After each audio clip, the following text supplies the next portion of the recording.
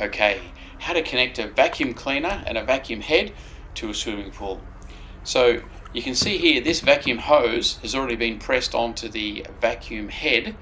There's just a little spigot fitting on the end of the vacuum head. So once your hose is on, put it vertically down into the swimming pool like I'm doing there.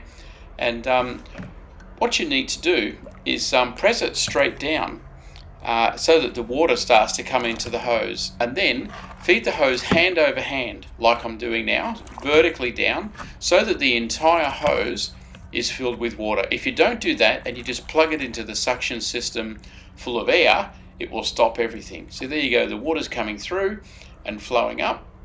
And here's the skimmer box. There's a vacuum plate there.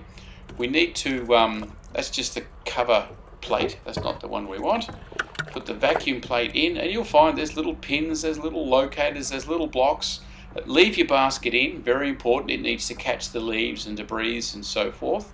Put the vacuum plate in so that it sits down flat and seals, and do not do this with the pump and filter running, because you can get your fingers caught, particularly if you've got a bigger pump.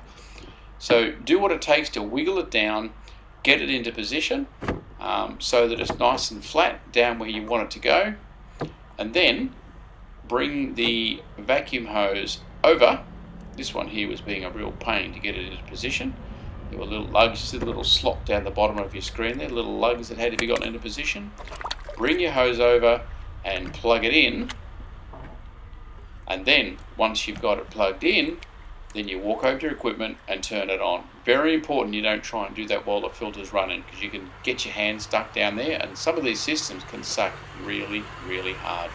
So come over and turn it on, and here the controls are on a salt chlorinator. I'm just going to hit the pull mode button. The pull mode has three set, which is running by the time clock, or manually on and manually off. So just turn it to manually on, and then you can vacuum.